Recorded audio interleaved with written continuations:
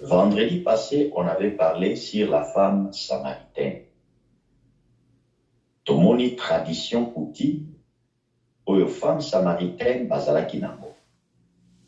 Coutume ezalaki lié na considération makasi ya koko na bango Jacob oyo atongaka libulu ya mai. Esuki kaka na considération te, bazalaki na conflit entre bayuda na basamaritain. Division koza na boyokani. Mais baza batu moko. Mais se sépara bakabwana. Chose qui n'est pas fruit de l'amour. Nzamba lingi batu se séparer te. Nzamba lingi batu bazala ini.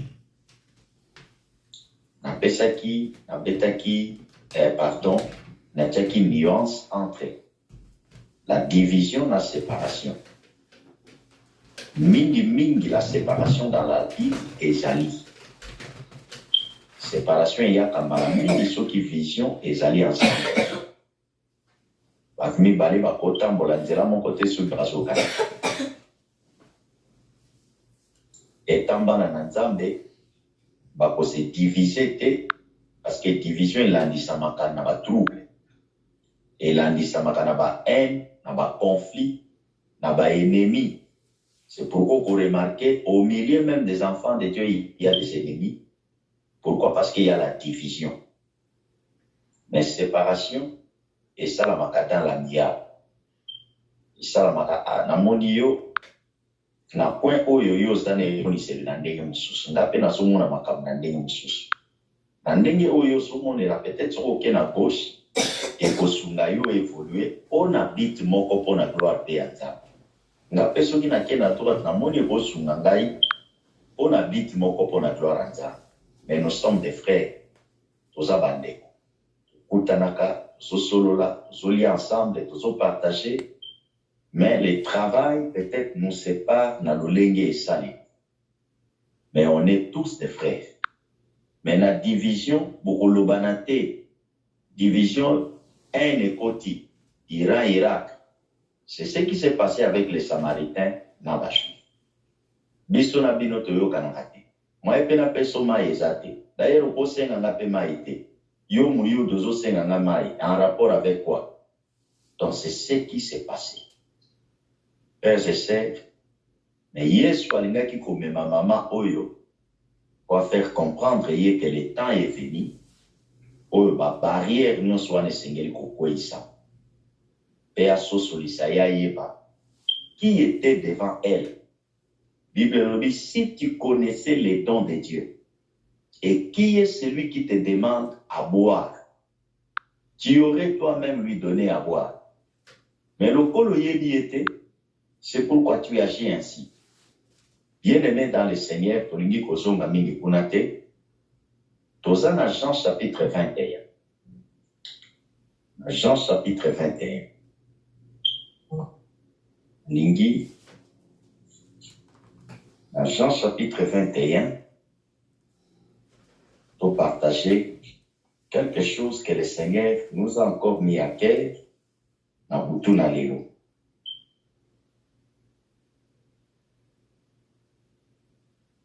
Jean chapitre 21, dans verset 15. Bible et lobby, après qu'ils eurent mangé, Jean chapitre 21, verset 15. Donc, Kitakino a verset 17. Après qu'ils eurent mangé, Jésus dit à Simon, Pierre, Simon, fils de Jonas, m'aimes-tu plus que ne m'aimes ceci? Il lui répondit, oui, Seigneur, tu sais que je t'aime. Jésus lui dit, paie mes agneaux. Il lui dit une seconde fois, Simon, fils de Jonas, m'aimes-tu? Pierre lui répondit, oui, Seigneur, tu sais que je t'aime. Jésus lui dit, paie mes brebis. Il lui dit pour la troisième fois, Simon, fils de Jonas, m'aimes-tu? Pierre fut attristé de ce qu'il lui avait dit pour la troisième fois. M'aimes-tu? Et il lui répondit, Seigneur, tu sais toutes choses, tu sais que je t'aime. Jésus lui dit, paie mes brebis. 3 fois, Yesu azotuna Pierre. Oyo aza Simon, oyo akomaki Pierre. Oyebi soki ozotuna mutu likambo, orépété yango 3 fois, ata kaka 2 fois. Comme déjà insistance, ozolingo se rassurer na likambo. Soki okepa na bajuge ozosamba, bazozongela yo eloko wana, faut faire attention. C'est que eza na likambo moko eza wana. Ils veulent vraiment avoir des preuves, s'assurer. Et awa, nalingi to partager na butu ya lelo en ce qui concerne la compassion des âmes. Normalement, passage oyo eza beaucoup plus lié na basali na Nzambe. Mais nalingi na transcender koloba ete na butu na lelo ezo concerner kaka basali na Nzambe te, mais ça nous concerne aussi, ça te concerne aussi. Toza na part ya responsabilité.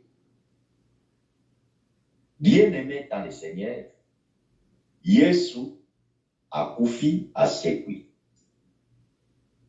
Après sa résurrection,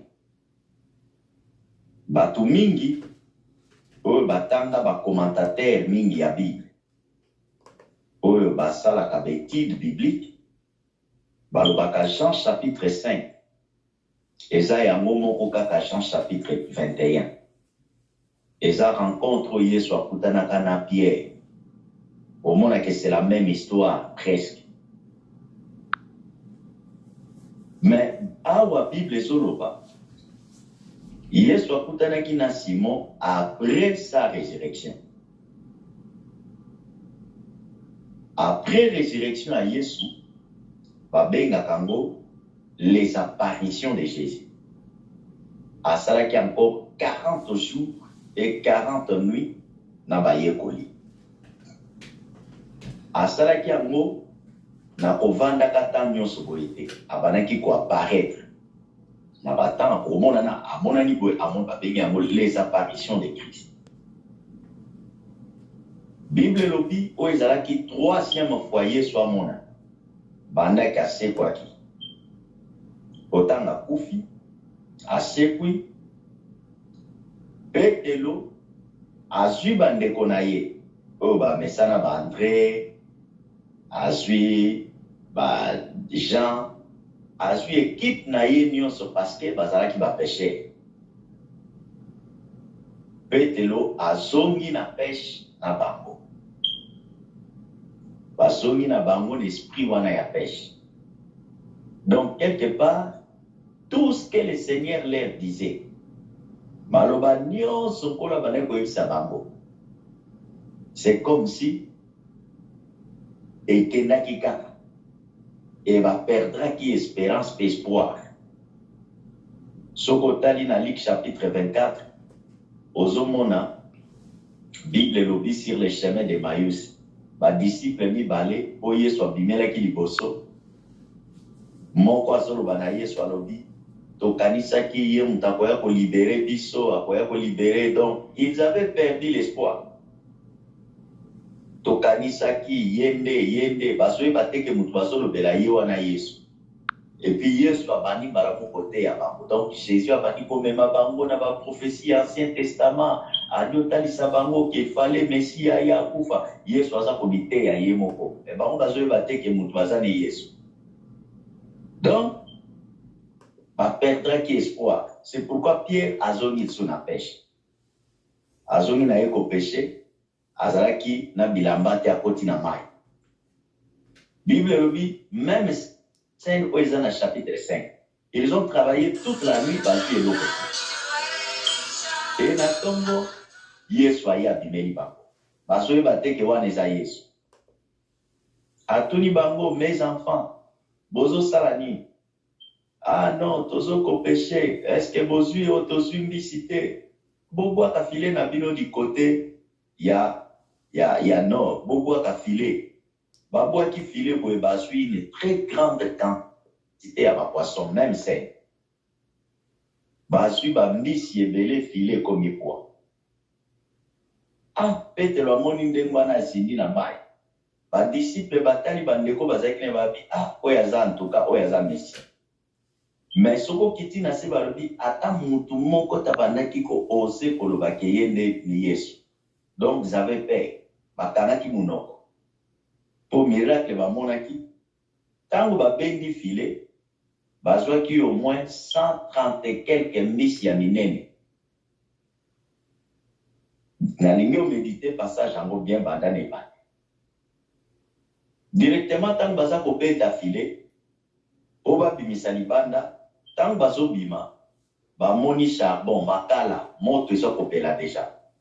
Likolo na moto, ba moni mapa ezali. Bazwi na mbisi, babani kotumba. Babani kolia. Mutu asali makambo wana repa wana Christ. Apesi bango mapa na bambisi yo bazalaki na. Babandi kolia. Alors personne n'osait lui demander. Mutu moko badaki ko ose kotuna yete. Po misi na mapa na moto, bon misi ba moto bazwi. Mapa euti wa. Moto euti wa. Donc na quelque sorte mususu Yesu azosala elambo azolia na bango. Azolia ensemble, azo partager le pain. Ou ils ont la dernière temps, la dernière ère naïe, la dernière apparition naïe.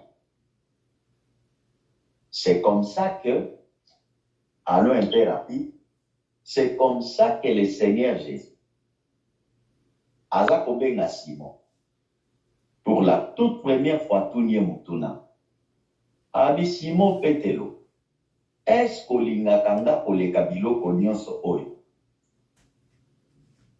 Biloko yango eza nini? Biloko yango eza bambisi, eza bamapa, eza pêche, eza biloko oyo ezalaki lié dans la chair. Même plus que ceci, est-ce que l'ingakanga koleka biloko nyonso oyo? Petelo alobi pour la première fois, Seigneur, oyebi ke nalingaka yo. Tu le sais, tu sais que je t'aime. Donc, c'est lui qui connaît la température. C'est lui qui sonde nos cœurs. Ndenge tolobaka chaque fois. Azali nzambe.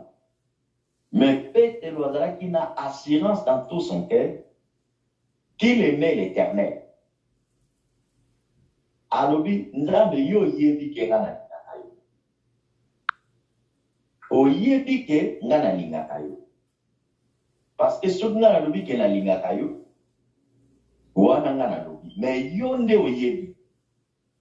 C'est pourquoi j'aimerais dire à chacun de nous que c'est lui qui connaît la température de l'amour de Dieu à nous. Ezakaka emokonza. Nzambe mutayebi. Soki to lingaka ye ou pas. C'est Dieu seul qui le sait. Soki to lingaka ye ou non. Même na pasteur na yebite. Même XY a évité. C'est Dieu seul qui sait. Maintenant, ce n'est pas mauvais, c'est bien. Mais c'est lui qui sonde à yebiba motivation, c'est seulement lui.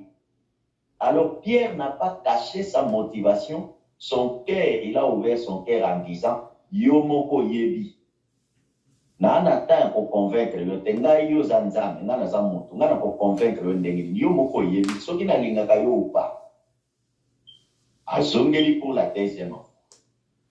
Même tu plus que babilo konyoso Petelo alobi Seigneur oyebi na likakayo. Tu le sais. Seigneur, tu le sais. Seigneur a zongeli pour la 3e fois. Est-ce qu'on l'inakanga? Donc, le Seigneur voulait confier une responsabilité par la responsabilité na Pételo. Azolinga s'assurer. Est-ce que par la responsabilité on a repé ça y? Est-ce que ezali lié na bolingo nanga ou pas? C'est pourquoi j'aimerais dire à quelqu'un, on ne confie pas de responsabilités dans le bateau de Église, étant bolakato moto aza mokambi, ya mona loba qui a beaucoup plus maté à bakambi, mais ezaka bakambi te, prenons ça pour tout le monde, mais beaucoup plus. On ne donne pas de responsabilités dans le moto à l'inaranzambi. A obomane musalanzambi. On ne peut pas prétendre dire qu'on est pasteur sans pour autant aimer Dieu. Donc, on ne confie pas de responsabilités aux modératrices, na modérateur, na boye. Sokolinga kanzambe te, akobomanaye modération ngwe kokufa. Akobando sala na ye bon, ao sala kaka. Akobanda kota, azo sala kaka. Parce qu'il n'aime pas Dieu. C'est pourquoi Jésus voulait s'assurer que moto yongana pour confier ba clé. Souvenez-vous, dans Matthieu chapitre 16, Yesu azoloba, oza Simon, mais sur toi je bâtirai mon église, je te donnerai les clés. Donc Yesu alina kopesa sa responsabilité, azotika mukumba église, azotika apostolat na maboko ya Pétero. Mais pour appeler ça y est, il voulait d'abord s'assurer que moto yango alingakanga. Est-ce qu'alingakanga? Même si ma problème est koki koya, soki alinginga, il va me défendre. Soka linginga akolobelanga. Soka linginga akowanga nangate. Soka linginga akosa la volonté nanga. Parce que moto n'a tikeli responsabilité, c'est quelqu'un qui m'aime. Frères et sœurs, c'est très, très important, très profond même. Il y a beaucoup de choses, mais allons-y. Autososolao ezali l'essentiel. Yoka molinga mina katakolo. Alors, Nzambe, kanga lobi na pete lobongo, Bible lobi pour la 3e fois, pete lo ayoki mawa, komi tout triste. Azongisi na mawa nyonso, Seigneur, tu le sais. Mais na ba réponse nyonso Yesu abanaki kopesa pete. Azotalisa ye alobi, soko lingaka ngai, batela toleisa bapatelanga, bokola tobatela bapatelanga, pe nebre. M'aimes-tu plus que ceci? Oui, Seigneur, je t'aime, pe nebre. M'aimes-tu plus que tout ceci? Oui, Seigneur, oyebi, pe nebre. Donc, frères et sœurs, le Seigneur a mon dimension à bolingo, a comme pas seulement dimension à bolingo, mais comme on a compassion au yezali na motema, ya Pétero, on a au etali ba prédit. Considération ni na poki ko pesa pour na ba prédit. Okoki ko boko la to ko batela bampa tete, soki yo lingaka, o yazali berger na bango te. Parce que le bon berger, c'est lui. Bampate bazayaye. Et yosa surveillant. Naringina confié yo responsabilité. Ya kosala surveillant ya bampate.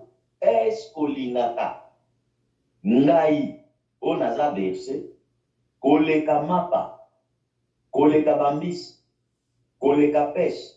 Ngai yo na kufaki, mais ozongi na pêche. Maintenant, bientôt, na koke.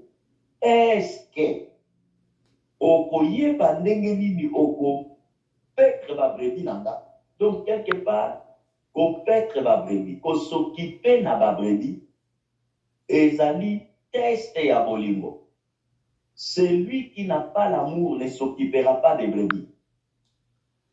Bampate, c'est pourquoi ministère pastoral est un ministère Yabolingo. Le ministère pastoral n'est pas n'importe quel ministère. Parmi les ministères, il y a pas si. Il y a un ministère prophétique, il y a un ministère. Parce que pasteur Azaraka, tout le temps, Bampate, il y a un Bampate à Kolandela. Évangéliste à Bokenate, il a gagné âme, tike pas pasteur. Nani, prophète à Kokoya, Sakoli. Tamusuba koko bebi sasali bisala salasali ba prophétie lokuta mais moto akoya ko remonter à cause la pemeni abampate et la capa. Donc c'est parmi les ministères les plus difficiles. Mais je ne parle pas beaucoup de ça. Je ne parle pas de ça. Problème nanga makasi ça. Bien aimé pour toi que na kosuka. Ezali que ngai na yo pour totalisa réellement bolingo ya nzambe. Ce que le Seigneur attend de nous. Azolinga mona compassion ya ba âme na ye. Parce que ko petre ba brevi, okoki ko petre ba brevi te sokoza na mawa na bango te, oza na bolingo na bango te. Ba brevi ya nzambe, ba âme ya nzambe, ba brevi ce sont les âmes de Dieu. C'est ça l'amour. Frère, moko na biso lokola berger. Kozwaka kateko, papa kadine pasteur. Oui, c'est vrai, c'est ma part de responsabilité. Mais ce soir, j'aimerais que cette part soit aussi partagée. Dans quel sens? Au monde de konayote X, Y, tant moussou sa zoyate, a sali 2 jours, a sali 3 séances, a sali 4 séances, 1 mois. Cause la kakate que pasteur moutakobeg. Mais toi aussi, par compassion de ces âmes, tu peux prendre le téléphone au bec. C'est ça l'amour. Par cette compassion, au koki kozwa, au bina que les visiter. Parce que yamwe potali ça que tu aimes le Seigneur. Même tu plus que ceci, paie mes brebis. Quelle est notre part de contribution? Na kopetre ba brebis en Zambé. Tu contribues à Kani. Comment nous vivons avec les brebis de Dieu? Biso nyonso, to soit kaka mosal nanzambe, te pasteur, te évangéliste, te onalité. Biso, comment nous vivons avec les âmes de Dieu? Est-ce que ma voisin va pembeni na biso? Peut-être na mamo que ça difficile, tu comprendre. Mais est-ce que tu sois tata pour le bango Yesu? Est-ce que bato to sala kana bango na bamisala na occasion ya pamba compassion wana? Est-ce que si on parle là na Yesu? La compassion, bien-aimée, c'est ce qui amène les gens à témoigner de la part de Dieu. Mon oiseau témoigner Nzambé. C'est ce qui fait que la personne témoigne. Parce qu'elle a la compassion. Pas membre de la famille. Na limite pas koufa. Na limite pas bunga. C'est ce que Christ voulait dire à Pierre. Nazo dit que leur responsabilité à bampate. Beaucoup la bampate nanga. Bampate baza koufa. Bampate baza kotelengana. Bampate bazo luka nani. Bazo luka lisungi. Bampate bazo koyebate. Bampate baza na mapoko. Ya balura vise. Na batan otokomi bien-aimé. Ndenge mukana na acte chapitre 20 lobi. Bo sutukate bo bangate bo kamwate. Na mikola suka boko mona balu. Bakoya kokota tina bergerie. Bakoluka bakanga bampato bazali faible. C'est-à-dire ba hérésie et kokota, ba faux prophète, ba faux makambo, ba fausse pratique et kokota. C'est ça le loup que Christ parlait. Et koya kokota na kata bergerie. Yango Bible bengi colokite sauvage. La mort est dans les pots. Matiti ya mabe koti na kata nzungu. Nzungu o ezali église, ezali ndako na nzambe. Siko bampate mutu baza victime. Biso nyonso toza bampate. Alors nous tous aussi comme des patés, nous devons nous soutenir. C'est ça l'amour. Paix mes brebis, c'est savoir nous soutenir les uns les autres. Paix mes brebis, c'est s'occuper des âmes. Oyaza faible. Bien-aimé, Bible lobby, vous qui êtes forts, supportez les faibles. Paix mes brebis. Frères et sœurs, Nzambe asala biso faveur. Nzambe asala biso grâce. On a likambo etali compassion. Compassion ezali nini? Compassion ezali et comment je peux dire? Eza mawa moko ya koleka. Mawa ya makasi, une forte pitié. Mawa ya makasi o elanisamaka na miséricorde. Compassion yango wana. Mawa o otali mpate na Nzambe. Frères et sœurs, otondisami na mwa. Na Jean chapitre 6, je pense que nazo kitawana, boyebi histoire koy. Bible lobi, na Jean chapitre 6, kuna bazo présenter Yesu comme étant le pain de vie.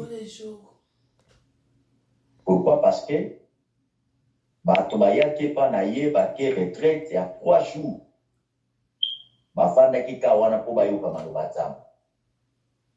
Ezalaki te balobi toke retraite te balandaki Yesu. Alors na côté ya wana bafandi na montagne pendant 3 jours. Pour la soif ya lilo. Autant 3 jours ekoki, fallait Yesu atali ba disciple, il faut tozongisa bato na banda. Mais so tozongisi bango boye, makasi kozanga bango parce que bali ete baza na Nzambe. Tala compassion Yesu azalaki na. Napesi bango ya molimo, mais napesa bango pe ya mosuni po bazwa makasi. Frères et sœurs, entre parenthèses, j'avais dit, et oui, c'est vrai, tous allons être spirituels, mais nous vivons dans un corps charnel. Moi, j'ai toujours été, pardon, des fois pas un peu aux bouleversé. Nathan va passer, oh non, balingo te ya matea, ya balingi kaka matea, batu bakopambolama, batu bakoza. Frère, ceux qui ne commis pas si église, va les commis ma paix. Mais prêcher que bakopambola maison ma paix, parce que ces gens-là vivent dans un corps, le corps charnel. Toujours soigner, toujours soigner à molimo. Ceux qui tosilisi à molimo, tous en a besoin que nous bossons la konzo to ezala makasi porter semence à molimo. Ceux qui nous ont tout baby, même je ne pense pas que l'église a moko zana makasi à boya. Donc il faut quelque part nzamba kanise la kabiso, asa la kabiso bola mwapa la kabiso. On a besoin de ça. Ce n'est pas mauvais. So nzamba pesi yombongo, nzamba tombol ce n'est pas, mais ce n'est pas ça le nécessaire, ce n'est pas ça la priorité. Alors, Yesu a lobby dans les sabbatois. Ça, c'est la chair. On appelle ça mon souli. On appelle ça mon père mon souli. Il y a mon livre. On appelle ça mon livre, pardon, on appelle ça mon père mon souli. Bible lobby, Jésus voyait ces hommes-là. C'est ce que j'aime. Il est là qu'on a nalo. Abia mona qui est tout le coup ya batouana comme des brebis qui n'ont pas de pasteur, qui n'ont pas de maître. Et il y a compassion ya batouana. C'est ce qui l'a poussé à ça quelque chose qu'on a. La compassion pousse quelqu'un à faire quelque chose. Mawa etinika kamonto ça quelque chose. C'est ça l'amour. Sokoza na mawa na mutema na mawa salika na mutema kona mama dola. La situation sont traversée. Ah, je ferai quelque chose pour naïe. C'est ça l'amour. Il n'y a pas d'amour sans compassion. Ce qui compassion, ils atteignent à na biso. Frères et sœurs, nous vivre kaka mutuna mutundengwa. Okoyo kake ono, maman Marie a su accident. Ah, ozana mawana yeki. Au même temps que nous tala yeki, mawana na mute. Tout commence par. C'est pourquoi Christ a dit, pételo, paix mes brebis. Donc, je suis en train de te faire entrer dans l'école de la compassion des âmes. Et la compassion, c'est ça l'amour. Nzambe apambola biso. Je dis Nzambe apambola biso na kombo na Yesu. Amen. Amen. Amen. Est-ce qu'il y a quelqu'un parmi biso azali édifié dans butu na lelo? Amen. Nzambe azwa lokumu. Même ti plus que ceci, c'est la même question pour clôturer que Christ lelo pete loazate, il nous pose la même question. Tolinga nzambe koleka bamisala, koleka tout ceci. Oui, nayebi ke toloba oui tolingio, mais nzambe azopesa pe réponse. Tokozwa part ya mapate na. Que Dieu nous bénisse dans les précieux et glorieux noms de Jésus-Christ. Zo ke ne kobondele pa na nzambe afin que Kolo asuka biso, Kolo abatela biso, atondisa mitema na biso na mawa ya bampate pour na lokumo na kombo na Yesu. Nous allons aussi prier pour tous les hommes de Dieu afin que Nzamba continue à soutenir bango. Pe totiki butu ya lelo na maboko ya tata Nzamba. Kolo ya lola azala na biso tobondeli na kombo na Yesu. Éternel Nzamba bomoi, toyelelo epai na yo na mawa nyonso. Papa komibwaka na se na matambe na yo, kosenga na kombo ya Yesu, tine tosunga biso. Seigneur, olingai kosala teste na Petro, bine même tu plus que biloko nyonso. Seigneur, aide-nous. Aide-nous. Seigneur, ya kozala na mitema wetoni na mawa. Na kombo na Yesu. Bondeli pona basali na yo. Oh, que tu as établi, Seigneur, afin de paître les brebis. Nzambe sali sabango. Sabango makasi pe compassion. Tolingi totika butu ya lelo na maboko na. Nzambe sala na biso faveur. Batela biso tola na kimia. Wete kombo na Yesu ekumisa. Wete kombo na Yesu esanzwa. Gloire te soit rendue parce que za malam. Na kombo na Yesu Masia. Mobateli pe mosungi. Nde tobondeli tolobi biso nyonso. Amen. Amen. Amen. Merci Nzambe apambola biso na kombo na Yesu Masia. Je crois que tokomi na suka. Tozali kokuta na mokolo ya vendredi. Pona lokumu ya Nzambe. Totiaki annonce ke ndeko na biso afande